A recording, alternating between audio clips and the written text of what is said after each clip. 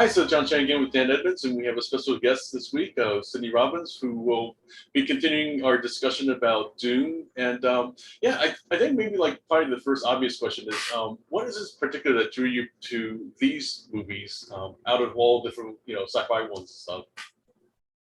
I think it's because, like, when I was born, Star Wars came out, and then I watched Star Wars, and I didn't even know Dune existed. And finding out that Star Wars was actually inspired by Dune, and then I watched and I realized Dune is by far the better. Like, I love Dune. It's because of that. Star Wars was my opening to sci-fi, to all of that genre. And sadly, and I'm pretty sure people my age, especially from where I come from, will say they don't know Dune. It was because that was my whole introduction, Star Wars, and now I wanted to watch Dune, and that's kind of why I want to talk about it, because it's a big thing.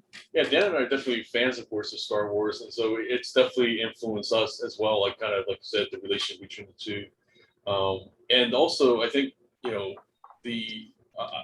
here's the thing. Like, I remember specifically, and I mentioned before in our last talk, that I remember going to the theaters to see Dune, and even now, like, kind of, I still remember that experience. Like, kind of just like it was just such a unique movie for its time, and and so the most recent one is great, and there's cinematically it's beautiful, but yet like it's still not the same as the original Dune. Yeah, I mean, I remember when I first saw Dune, I think my uncle said to me, "Oh yeah, check out this new sci-fi movie. It's called Dune." And I was like, "Okay." After watching Star Wars, expecting laser beams and shooting and blowing and all this stuff, and I came away sort of really confused and sort of slightly in awe, and also vaguely traumatized by the experience. And that kind of just led to a lifelong fascination with David Lynch, and I think Dune to some degree. I think for me, like, Star Wars was more what I was used to, and I don't remember seeing the 1984 Dune, and then I watched it this week, and I know we talk about Star Wars, and I'm like, I'm sorry, the Dune, when they put their force fields over themselves, they look like Minecraft characters, and I couldn't stop laughing. I couldn't stop laughing, and I was like, Star Wars had better CGI, if you want to call it that, like back in that day, but I think if I'd watched it in 1984, I wouldn't have fallen in love with it as much as I fell in love with Star Wars. Sadly, but I don't think they had the money behind them to do what Star Wars did. No, I mean, I think it's such an epic vision that they had with that, of like all these sort of, enormous kind of beyond comprehension spaceships that sort of just magically traverse the entire universe, and it's storing, all these other massive spaceships inside, and giant sandworms it looked, David Lynch is normally pretty good at pulling this stuff off, but the worms still looked a bit cringeworthy. I thought they looked like the flower from Little Shop of Horrors. Yeah, right. Yeah, that's true, actually. Yeah. I thought they reused that. And I do think that, and I read up on Frank Herbert, and he said that Star Wars did take a lot of their stuff from a lot of inspiration from a lot of different things. And I'm like, okay, well, George Lucas had a lot more money. He could do more. I just wish that he had more money so that they could actually make the film, because that was 1965. Yeah. Well, I mean, one we were going to talk about was they were going to get Alejandro Jodorowsky to do a version of Dune in the 70s that was really going to, I mean, he had this really epic vision, and that documentary in itself is really entertaining to watch. Because I mean, he was asking for millions and millions of dollars. He was trying to get Salvador Dali to be the emperor, and Mick Jagger was going to be Fade, and all this kind of, I mean, it's just, the production stories are incredible. It had all of the most famous sci-fi artists of the time doing all the concept art. but it just kind of no one really could understand that you could spend that much money on a sci-fi movie and it would succeed. It wasn't, I think, really the idea of something like Star Wars just wasn't in people's imagination. Exactly. It was timing, because at the time, when people thought of sci-fi, the closest thing that kind of resembles something on that scale was 2001, and nobody was really looking to make another 2001. And then also on top of things, like, Jodorowsky, I mean, was not going to have the same cachet and credibility of Kubrick. I mean, he, before that was, I mean, Dan's definitely a lot more familiar with his movies. I'm just kind of getting introduced to it, that one, like El Topo and The Holy Mountain, are films that like people were watching, at midnight, like kind of these seedy New York theaters and stuff, so to go from that to suddenly making this huge blockbuster was just like something that like no Hollywood studio was going to really, take a chance on and stuff. And there's only like kind of years later that then after Star Wars, kind of sci-fi films started getting more credibility and the idea of that they can make, pretty blockbuster, kind of returns and stuff. That's when like kind of, David Lynch kind of became a reality, and like that somebody's kind of willing to take a more auteur kind of director and give him some money to make, something close to at least what, might have been with Jodorowsky. Yeah. Well, and of course, I did. Sorry, I did read that. What's his name? That the director that you were talking about. Oh, Alejandro Jodorowsky. Yes, I'm not going to pronounce his name because I'm going to get it wrong. But I did read that he actually wanted to create an experience for cinema goers where it was like you were having an LSD experience without doing LSD. And of course Salvador Dali and all of them, and I was like, yeah, that makes sense, because the film itself lends itself to the whole idea of out of this world experiences. The spice is a psychoactive substance, that gives you sight beyond sight and all this kind of thing. I was going to say, in different times, the visions, kind of between the Bene Gesserit to the work, the navigators, And also, I do know that Frank Herbert actually did the whole spice thing was actually based off of magic mushrooms. Oh, really? Okay. Yeah. How do you not know that, Dan? I know. I mean, you kind of assume it was the 60s. It had to be basically some kind of experience that was Woodstock. Yeah. All of that. Yeah. I mean, I think one of the most interesting things in Dune is this idea of a substance that is, needed by the universe in order to facilitate trade, but it's also highly addictive as well. In the, and I still think that David Lynch's, the vision of the Spacing Guild with their tubes that it's like directly feeding this into their brains is kind of that was a bit, I will say, pornographic. Okay. The 1984 version was a little bit pornographic. Okay. I did find it to be a little bit pornographic. Imagine if H.R. Geiger had been involved with the art, because what's called that was actually who kind of Jodorowsky had hired for some of the concept art for the Harkonnens, which again, like we saw with David Lynch, kind of this depraved world of like heart valves to squeezing animals to get the juice out of them and stuff. I mean, just imagine if H.R. Geiger has been involved. I mean, it would probably be even more like darker and even more bizarre, I think. So I actually did find something out, and I don't know if this is actually true. And I was talking to someone about the 1984 film, and they said, the Harkonnens, they walk in with these big black suits in the 1984 film, and apparently those suits were actually used body bags. Really? Wow. Okay. Yeah. Oh, do you mean the Spacing Guild right at the beginning, or do you mean like the weird ribbed suits? The Spacing Guild in the beginning and the Harkonnens. Oh wow, both of them, huh? Yeah. But it was actually the Saudakar, right? Like kind of where they had like just the one face kind of thing, and then so the one face and all the blackness, and I don't I don't know how true it is, because the person I was talking to, he was a little, did I know, big buff on Dune and all sci-fi.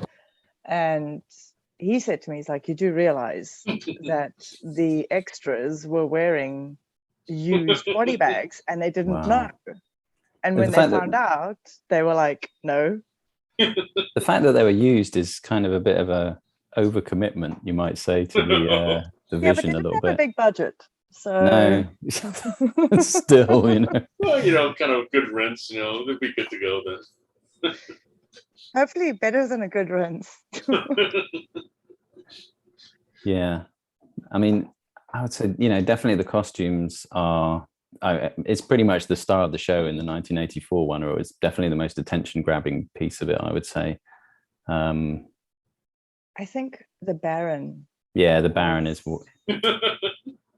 And I did watch your take on the Baron, where you were like, oh, it's a bit, what did you say, pantomime-ish? Pantomime, yeah.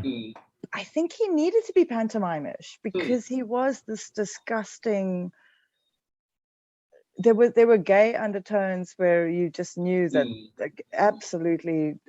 I think he needed to be a little bit pantomime-ish, because you couldn't be that evil and disgusting, and when someone looked at you, you just wanted to throw up, they wanted to throw up, without being pantomime-ish. Yeah. Yeah, and I mean, as I said in the other one, you know, I felt like in the remake, they could have made him a bit more disgusting to keep it closer to the book. Well, I disagree there.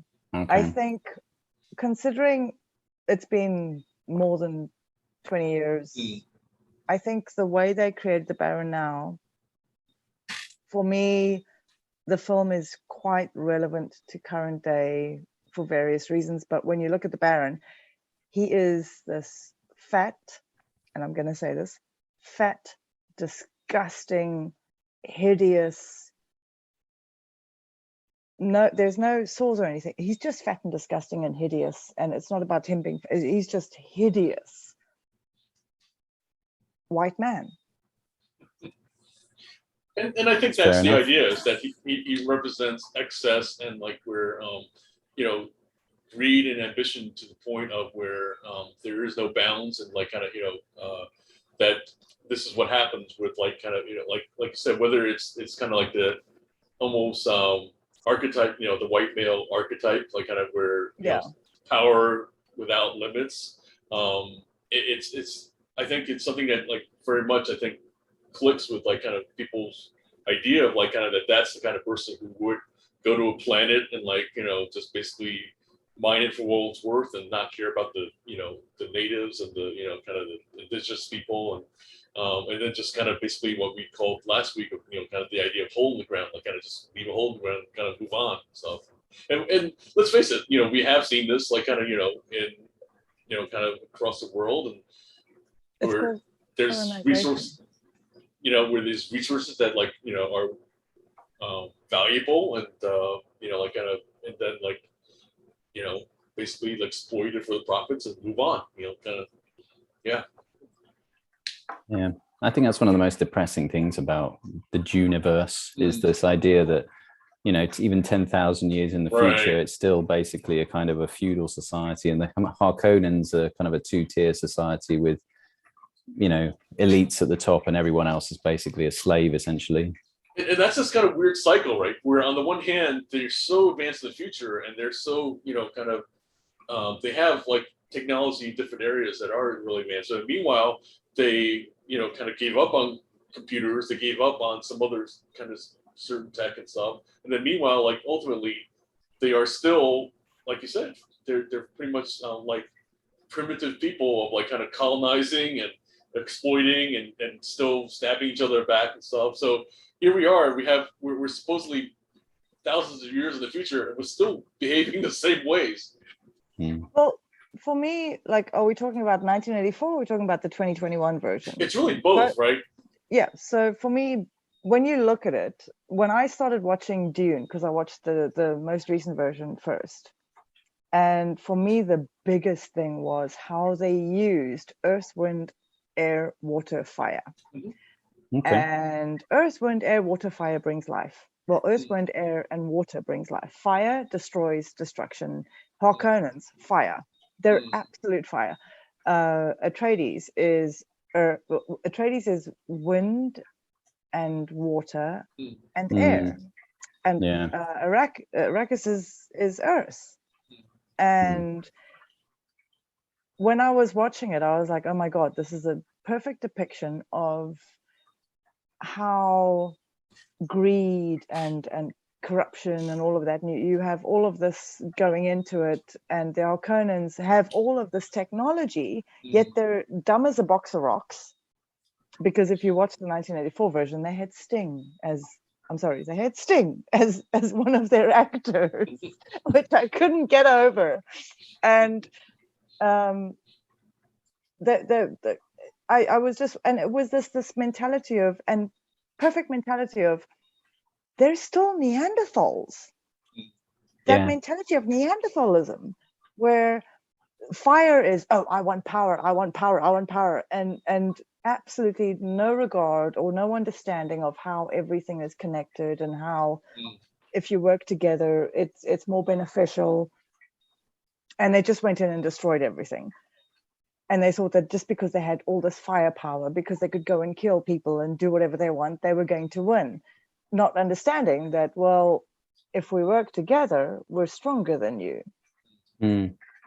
So when you look at like Atreides, especially in the 2021 version, when they took the ships out of the water, that to me was very iconic, in the sense of, you're going to a land, a planet of desert, but they're bringing the ship out of water, which immediately tells me that the director knew exactly what he was doing, because he was saying, dry land, water, what does Arrakis need? It needs water. So you immediately know they're going to be saviors. They're going to be, Well, and they reference that in terms of, well, he puts in the frame of power, because he says, we've got wind power, air power, sea power, but what we need is desert power. So it's quite interesting. I hadn't picked up on all the different, the sort of elemental way in which they characterize the different houses. And the other thing is their blue eyes. The blue depicts the universe, which I found really, like, I couldn't understand. And my thing was like, no, I didn't really know anything about Dune at all.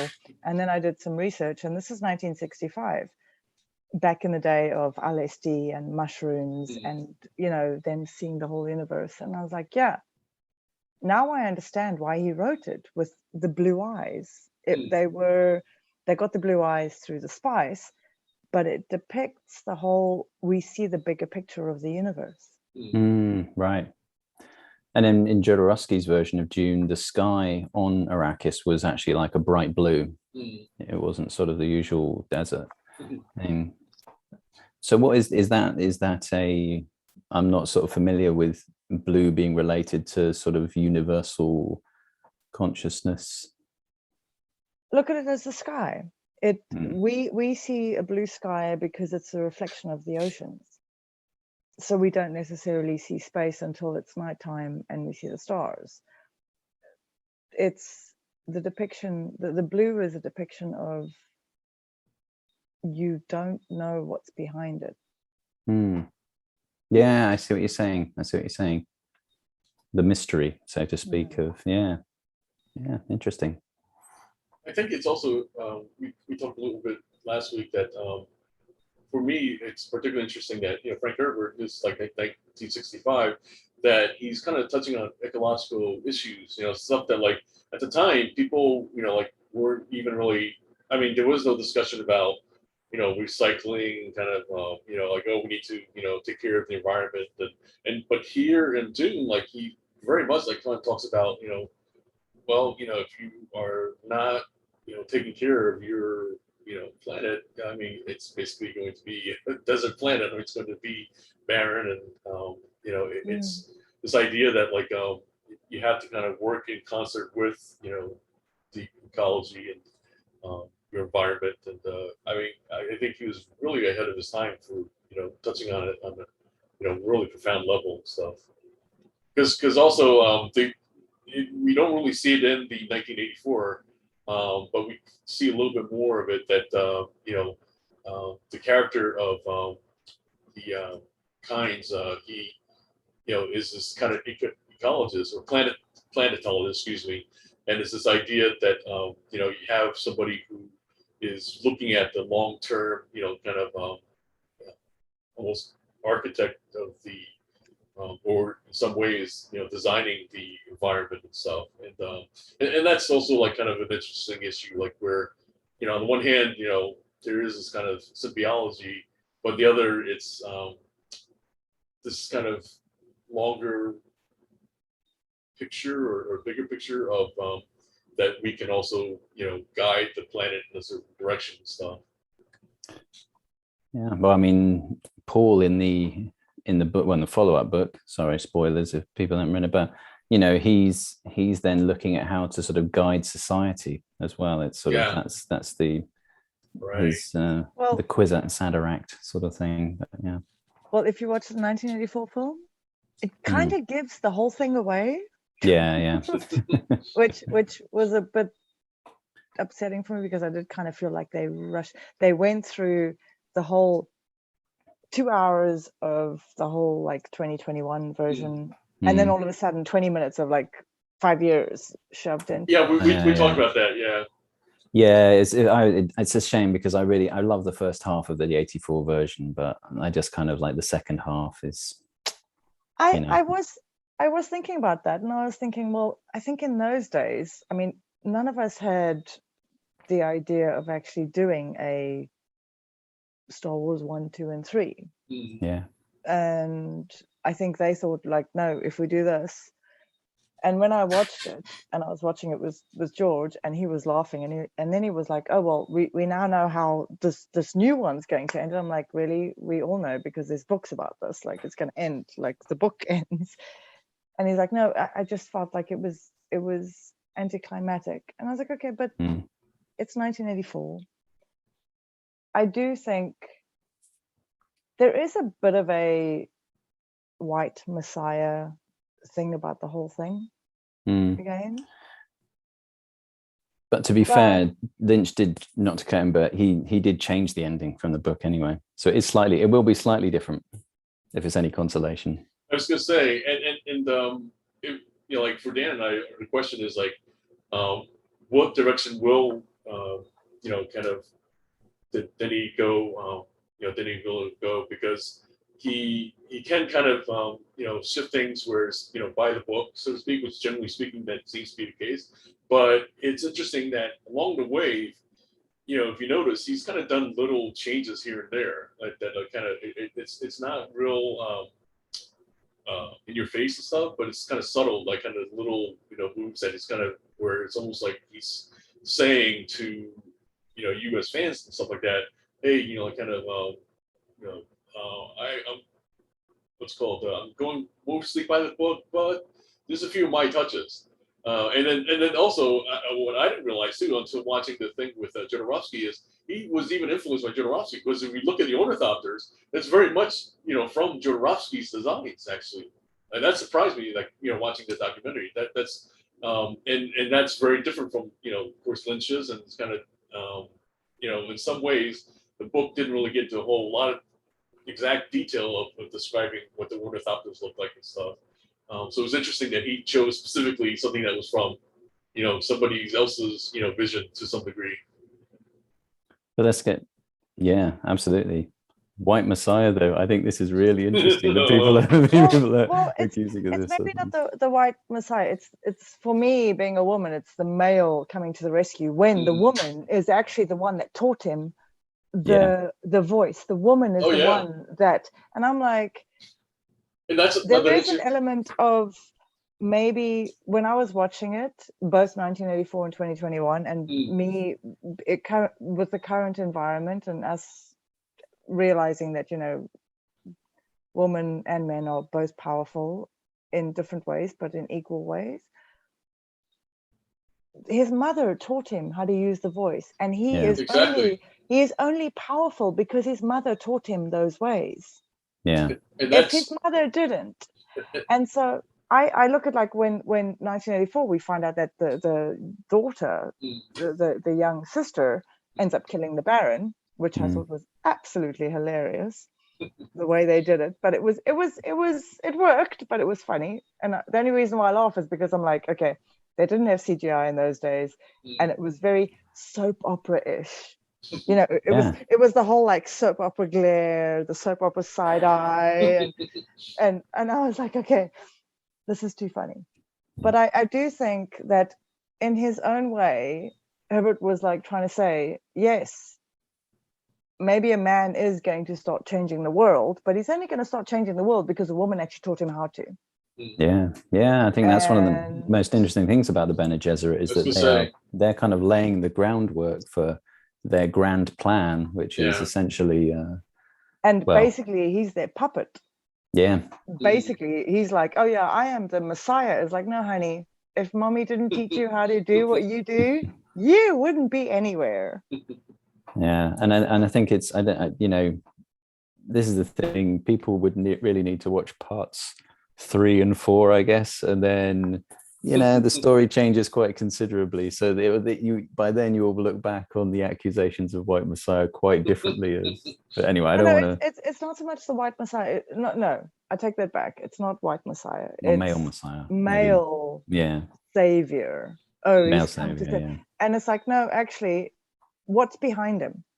He's only there because his mother taught him how to do everything he does, and if she wasn't there, he wouldn't know his powers. He wouldn't know everything.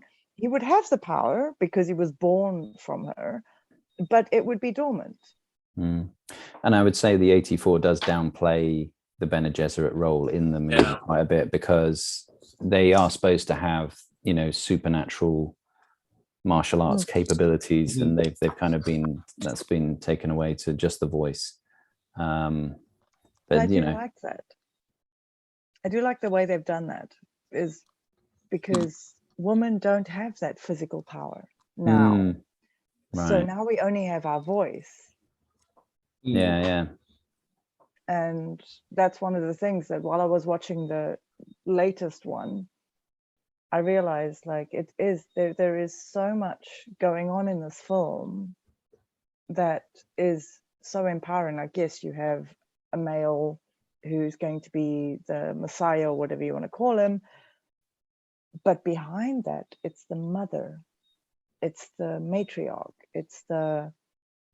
I'm looking forward to see the next episode, the next version, because there's, spoiler alert, she drinks the water of life. Yeah, and that was kind of one of the because it starts to get pretty surreal at that point in the David Lynch movie. But it's, you know, there's this concept of like he can go somewhere where only women can psychically go. No. Women are, and this is the thing that got me in the 1984 version. Women are terrified of going there. I'm like, the only thing women are terrified of going to is dark night, walking alone at night, and so basically, does that mean we can walk alone at night? That's the thing that got me. I'm like, what does that mean? Yeah.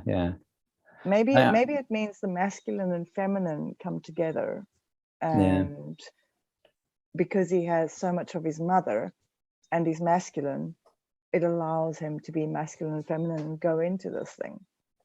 Yeah. Well, I feel like, kind of, you know, just from my background in the military stuff, that traditionally the male kind of leadership is like kind of hierarchy and kind of very much like go, that kind of thing, whatever. And, you know, like what we've seen, like, you know, just even in Star Trek, you know, just as an example, you had that with James Kirk and the old kind of, you know, way of, you know, leadership stuff. And then in New Generation with Picard, you had this very much this, you know, more female kind of collaborative, you know, leadership where you take in other people's point of view, you discuss things and stuff. And, you know, for me, you know, in the military, we talked about that as different times as officers, that, you know, that's kind of like a shift we've seen in the military over time, that there's this more of this kind of inclusiveness, there's more of this kind of, you know, embracing, you know, I mean, I think, you know, coincidentally, they started having more women in the military. And I feel like that's part of it where, you know, it's this realization that there's times for this kind of like go kind of leadership, and like kind of certain times combat, for example, and stuff. But in other times, which most of the time should be, is peace. That then you need to kind of like really involve more of your people in discussing and kind of and I feel like that's not even necessarily the military.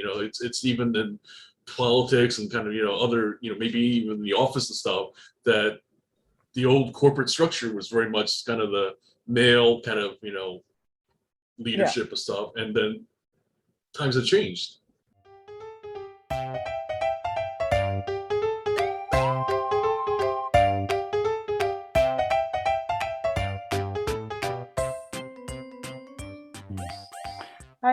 I think like when I watch the 1984 versus now, I do like the way that the most recent one doesn't quite give you as much information as 1984 does. No. But you can kind of understand a lot of stuff. And they kind of remove what is that big thing that they bring in, and you've got the guys in the dead body bags and the Spacing Guild Navigator. Yeah, the Spacing. Yeah. They don't bring that in. They don't bring that in. Yeah, we talked about that. Yeah. Well, that's closer to the book, apparently. Yes, but I kind of like the fact that they don't touch on that yet. Oh yeah, no. They made it about the Emperor wanting to get rid of House of Atreides, because House of Atreides was very inclusive, very. Right. Oh no, we rule you, but we rule you as a democracy, as okay, you need this, we'll give you this, like that. And that was what was making them powerful, and they didn't like that. Yeah, that's what I got from that film. Yeah, no, I meant that David Lynch added the Navigator in, and he wasn't supposed to be seen until much later on. So Denis Villeneuve's one is closer to the book in that respect. I mean, I think Lynch did it to kind of set the scene a little bit more of what, the extent of what the spice can do, and kind of show people, what these things are that are enabling them to travel across the universe and stuff like this, just to. So that's where I kind of say that in the 1980s, because we've been given so much information with the internet, in the 1980s we never were. I think they needed to explain stuff a little bit more. So movies were a little bit more like, so much information in the first hour, and then the last hour is where all the action happens. Yeah. Right. No, you're absolutely right. That's something I'd never really thought about, actually, because now, before a movie comes out, you've got like a fan base of thousands sort of like already rewriting the script 100 different times. And, this is the problem with say the Star Wars movies, is that they try and second guess the audience who've already kind of explored every possible permutation. Yeah. But yeah, I mean, also they're right about it. Yeah. I mean, they get annoyed when it doesn't turn out the way they want it to. You're not the director. And there's people who like the minute you put out a trailer, they're breaking down like each individual element and talking about like, what does this mean, and like kind of what is this, how is that going to end up in the story, and so on and so forth. It's nowadays it's absolutely like kind of anything's kind of analyzed. Yeah, instead of just realizing that, yes, I do honestly believe that every single film and every single thing that comes out is a message. Like, I believe in energy. I believe that your thoughts emit energy, blah, blah, blah. And I believe that everything that we get is energy. It's a message. Like, there's so much information being given to us about the current world. Perfect example, Dune is literally telling us that my view, when I watched Dune and I saw that they were getting ready to leave the House of Atreides, the home planet, and they were going to say goodbye to the grandfather who had died, and he literally fought bulls. What's a bull? Wall Street. Ah, nice. Wall Street. Yeah. I was like, thank you very much. Capitalism. They were fighting capitalism. Yeah. They are literally going to Arrakis to stop resource. People. Yeah. Gotcha. And I'm like, that is that, and I'm like thinking, no, that can't be it. Then I found out that the book was written. I'm like, no, that can't be it. And then I realized this guy wrote it while he was probably high on mushrooms or whatever. I'm like, yeah, actually, I think I'm right. Because he had earth, wind. I'm like, yeah, no, you can only get that shit in the 1960s when you were high. Yes, I think I'm right. Yeah, no, you got to go with this, I think. Yeah. Yeah, I it's think, the bull. yeah. Capitalism. Yeah. No, I hadn't made that connection. That's really interesting. And I think the books as well, I haven't read all of them, but a very well-informed friend informs me that they go from a kind of feudal patriarchy to a more decentralized matriarchy over the course of the books as well. Right. So, we can kind of see, I don't know if you're crypto believers or not, but, this is a decentralized kind of system that's kind of coming up. Yeah, but crypto is also run by the patriarchy, so let's not even go there. All right, to be continued, I guess. Let's not even go there.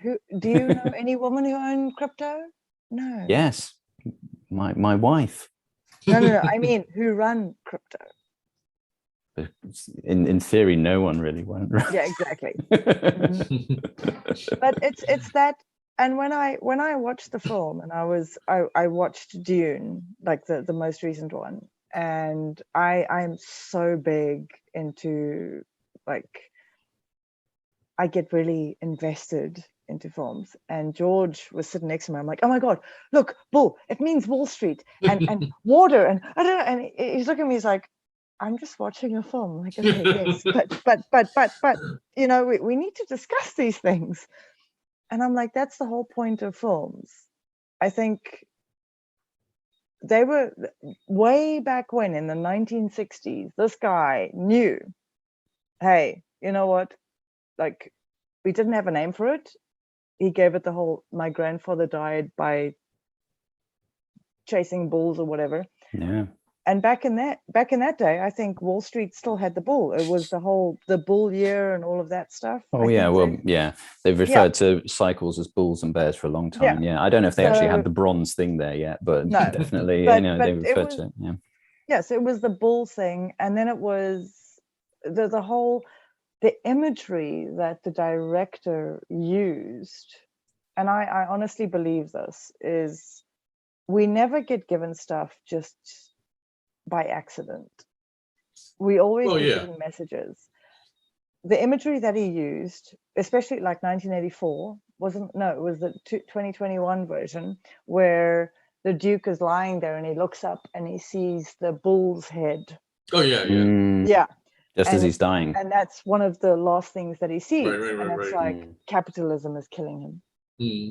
Yeah. And there was and I was watching it and I was just like, oh my God, does Dan know what he's actually asking me to do? Because I have a lot of notes. Oh no, this is fantastic. This is exactly what we're here for, is we're peeling back the layers here. This is perfect. Yeah, no, I mean, and the Baron he's run Arrakis for 80 years. He's accumulated all this wealth. So he is the depiction of capitalism killing him. Yeah. Absolutely. But then the Emperor gets rid of him to put Atreides back in because he wants Atreides to die. And what is currently happening in our world is, so yeah, we were going to put the focus on, like the, I don't know, Black Lives Matter, the whole idea of everything currently going on in the world. Like, let's put the focus on that. But are we putting the focus on that because they want it to die out? It's kind of like, okay, so basically you're putting someone in power right now, except you're not putting them in power. You're putting them in power so that they can die. You're doing it for a reason. You don't want them to live. Wow. That is one interesting aspect, now that you mentioned it, that is different for the Duneverse versus kind of whatever worlds and stuff, is that, and actually we rarely see that, even in Star Wars, like kind of, we don't see like press or media, like kind of actually, that's what's interesting, that like all this stuff is kind of happening, and you kind of wonder how the information is being transmitted, because there are no computers also, but is it word of mouth or kind of, but I mean, it's something that like, we've talked different times in the past, like with Paul Verhoeven, where he'll satirize, kind of media commercials and that kind of thing. But here in some of these movies and everything, it's not even really touched on itself. I mean, I guess that's the thing as well, isn't it? In the Duniverse, so to speak, there is no AI. It's been outlawed. No. So there's no internet either. Right, that's something we don't even yeah. really, hadn't even considered really. See, I always imagined like watching Dune, watching Duniverse. In my mind, I know it's 10191 or whatever it is. Sure. But it seems like it is 3,000 years ago. Yeah. Yes. Because yes, they have all these great suits when they go to Arrakis, and like you can get water from your body just by breathing and all of that stuff. But they've been removed from all connection other than the people that they're connected to. Yeah. And I was like, wait, no, that's the 1980s and 90s. That's normal. But it does seem like it was happening back in the 17, 18, 15, 1600s. Yeah. It does seem like it wasn't the future. Yeah. Yes. So An interesting fact, FYI, we're talking about earth, wind, air, water, the dragonfly. That little dragonfly thing, you know what the dragonfly signifies in holistic mindsets and esoteric mindsets? It is the remover of illusion. It is the remover of, if you see a dragonfly, it means you're seeing past the illusion, past the illusion of whatever you're supposed to see. And I guess in the story, sorry to cut you. Go on. No. That was my whole point. Well, I was going to say that is at the point of the story where we don't really know very much about the Fremen, and this is where Paul and Jessica actually discover the truth about what their culture really is. So yeah, you're absolutely right. That is perfectly that point in the movie where you see their culture and stuff. And also the first time, right, that they really go up in it, other than kind of, well, actually, let's look at the first phases. The first phase is that they get to their new home base and stuff. So that's the first reveal of like, okay, this is what you're actually moving into, stuff like that. And then the next phase is when they actually see the spice production, and it's kind of pulled back that like, okay, this is what you actually bought into, was that like it's a operation that's falling apart.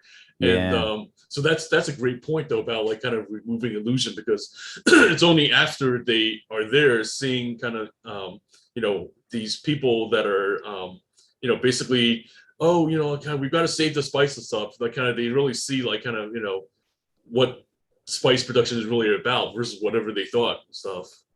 Yeah, and you've got something that's hailed as this thing that everything it's the most precious right. thing in the universe, but the system is kind of corrupt, and it's on its kind of stagnant last legs, and in terms of running the operation and keeping this thing going, it's I think I'm watching the 1984. I kind of know what's going to happen.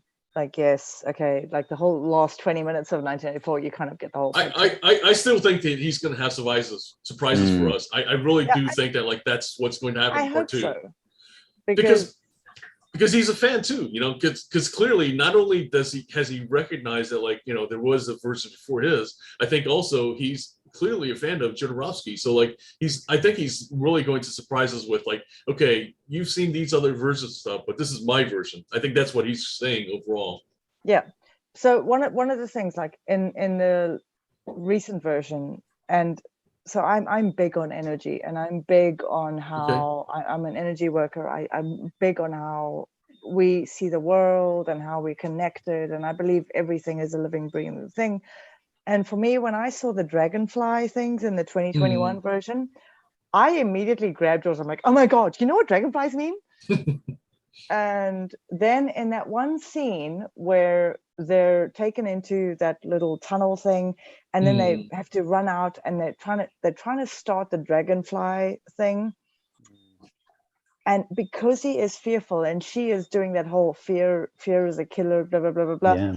And I'm like, it's a depiction of, you're not going to see past the illusion unless you get over your fear. You need to get over your fear, and then it starts. Then the whole thing goes. I'm like, you get over your fear, and then you take off. Yeah. And I just kind of sat there, and I was like, this is kind of why I loved Star Wars. It was actually why I loved Avatar as well. It was all of these non-human feelings going on, where I was like, oh my god, I really fucking get this, like this. I really get this. Yeah, it's such a no, carry on. I was going to say it's so powerful. The whole fear is the mind killer, and it's the little death, and all this kind of thing. It's that got emblazoned in my mind ever since I first watched it in 1984, I think. Yeah, and you know, my story about kind of like I mean, you know, just being in that actual life and death moment, that's what came to me. Like kind of, you know, like I'm standing there on the platform, you know, for this high dive and stuff, and like that was the one thing that kind of got me to kind of go over that edge, because I was petrified. I was like, you know, literally shaking on the top on the high dive, and that quote like kind of just made me kind of take control of my body and stuff, and it was really literally mind over matter. Yeah, I think like when the what is the nun, I call them the nuns, when they make him Like the Bene Gesserit. Yeah, when they put his right hand in that thing and he has to control himself, and they're like, no, if you can't handle your animal impulses, then we're gonna have to kill you. And I'm like, I get that. Like, we are human beings, right? And basically all these people running around shooting people and behaving like absolute animals, you can't handle your impulses. You're not human, you're animalistic. I get that. So I was like absolutely fully supporting them, like, okay, if he can't handle his animalistic instincts, kill the idiot. Like, if he's going to be the Messiah and can't handle his animalistic instincts, we don't need that. Yeah, that's one of the last things she says, is that like you know, that he's been given all this power, and if he can't handle it, then he's better off dead. You know, like kind of that's what she says to Jessica and stuff, and it's, you know, it's a real thing. Like kind of like in Aikido also, you taught to fight your impulses, and because like different times we tense up or we kind of like do this and stuff, and where some of those impulses can be the very things that not only get you in trouble, but also like kind of can get you killed.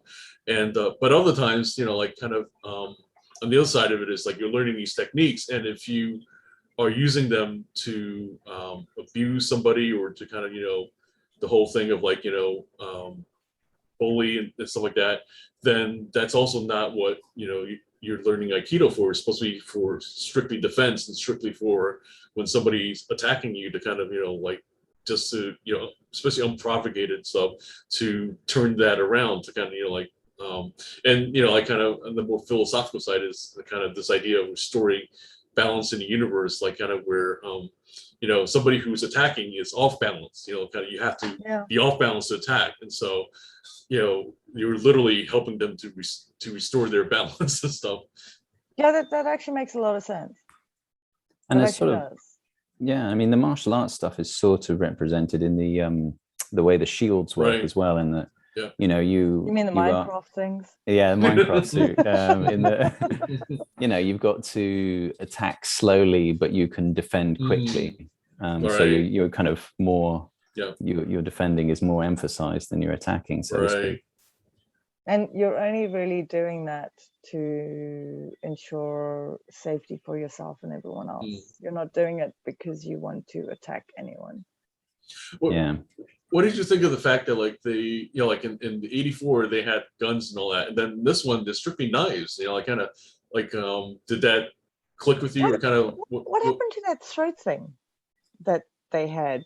The throat thing, the 84 thing, where they were like, oh, if we use the weirding modules. And he mentions the fact, and this is what got me. He mentions the fact that your thoughts have energy, and I was like, oh my god, this guy clearly, now I know who the author is, and I've read about him. I'm like, he was clearly on drugs, because he really gets it. And I was like, yeah, that I believe that. And then, I mean, it was absolutely hilarious in the films, but I was like, yeah, your thoughts have energy. And what he was saying was, whatever comes out of your mouth can kill someone. Level mountains is the quote I think they use. Yeah, level mountains. And I was like, that is one of the most profound things I've ever heard from something so old.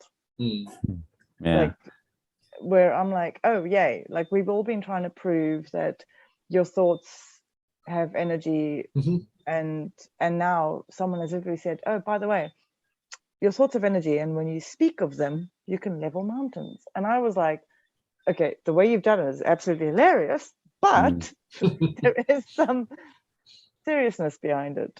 Yeah. Well, the story with that is actually that they weren't supposed to. The weirding modules, which are the guns that they use, were a replacement for the swords in the book, because David Lynch didn't like the idea of karate in the desert, so he replaced them with guns. I think to make the time of the movie shorter, you could compress more in a gunfight than you could with an extended sort of sword fight.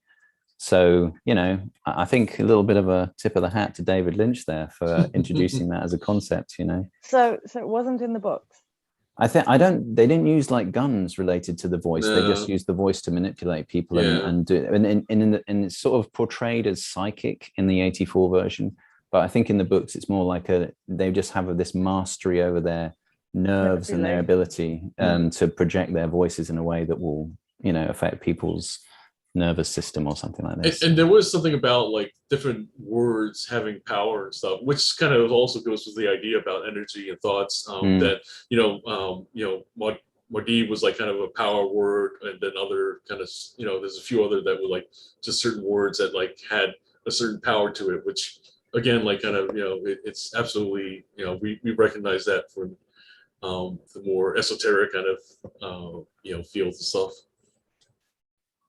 Yeah, I didn't know that about I did find the whole like air gun voice thing absolutely hilarious. But I think going into the latest film, I think that's my favorite out of both of them. Like, I think the way they've done it, they keep the mystery. The actors are absolutely amazing. What's his name? Timothee, is it Chalamet? Chalamet. He is an amazing actor. I'm like, everyone is casting him as the next Johnny Depp. I'm like, yeah, Johnny Depp. I don't think you're going to catch up to this guy, because the way he portrays that character, I have no clue who he is. I just think that he is that absolute character. The way he and his mother. Who's his mother? Oh, Rebecca Ferguson. Yeah. Absolutely. She's another, you know, we've kind of talked beforehand about like different actors, actresses they've been following and stuff, and she's one that I've been watching for quite a while and stuff. Yeah, she does some interesting parts, definitely. Yeah. I think as well, what we'll probably find is, like we were talking about, because you know, if you watch the 84, or you kind of think you know what's coming. What he did in this, if you noticed, he put a few flash forwards in the dream sequences to the next movie. So hopefully what we'll get in part 2 is some flashes forward to the next book and things like this, hopefully, and that may kind of make people go, ooh, yeah, let's make another one. And at the same time, he also like does the thing that, you know, you and I talked about, where that even if something shows up in the dream doesn't mean it'll necessarily happen, because like he had the dream of like the guy who he kills. That's what I was thinking. Yeah. Being like his leader or teacher or something like that. Go with the flow. But in the end, that didn't happen. You know, that was like an alternate reality, if you will. And it's kind of, I think that's where I think again, Denny's kind of telling us that, like, yeah, I know you think you know what's going to happen and stuff, but you know, I've got a few surprises for you. But then he does see the Duncan, Jason Momoa character, who we do actually see. Yeah. When he meets the Fremen, we do actually see him. Yeah. And I'm like, when I saw that thing of like, oh, you need to go with the flow, which is a big thing in holistic thing, like just go with the flow, just go with the flow. Yeah. Don't ever fight back. Just don't swim upstream, swim downstream. And I was like, and then he ends up killing him. And I'm like, no, I think there is more to this than that. I think when they watching like the 1984 thing, when they drink the whole blood of life,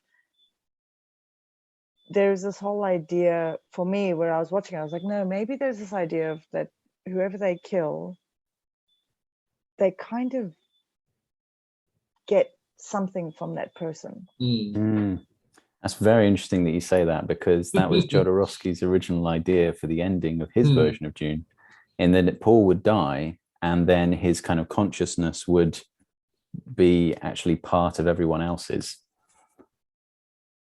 So it was almost like, a death and a rebirth. Yeah.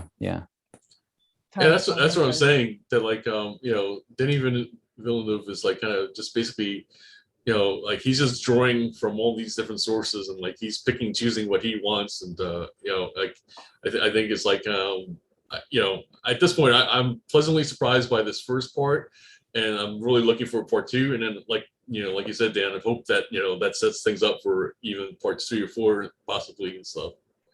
I do hope that they don't make it like Star Wars, where now like I just can't watch. Mandalorian, absolutely loved it, but Star Wars, I'm like, okay, you know what? After the 6th episode, or the original first 3, or episode 1, 2, and 3, and 4, 5, and 6 were, I'm like, no, you guys are literally cashing in on something. You've jumped the shark now. You've jumped the shark years ago. Enough is enough. No one cares. We don't need a female warrior to come in. We had Carrie Fisher. Okay, we didn't need anybody else. It's enough, and I think they're just trying to cash in. Although Mandalorian, I'm like, yes, you can do that. Mandalorian was different. And ironically, just related to that idea of alternate realities or possibilities, there's discussions. In fact, I think I shared that with you, Dan. Like that, there's some folks that pointing out how there's little things in the Mandalorian that almost point to that there's this other alternate universe happening within it. So I read that too. Okay. Yeah, it's interesting. No, I did read that, and I did read that it kind of the way they did Mandalorian is that they kind 7, of 8, 9 didn't happen. Well, and also they did link it to they linked it to the Marvel universe.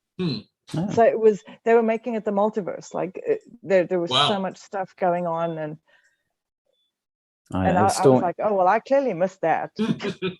If stormtroopers turn up in a Marvel movie, I'm not going to be a happy camper. I'll be honest with you. I'm going to be like, if stormtroopers rock up in a Marvel movie and try and shoot anyone, we know they're going to miss. That's true. Yeah. True. Well, Cindy, it's been absolutely a great pleasure to have you.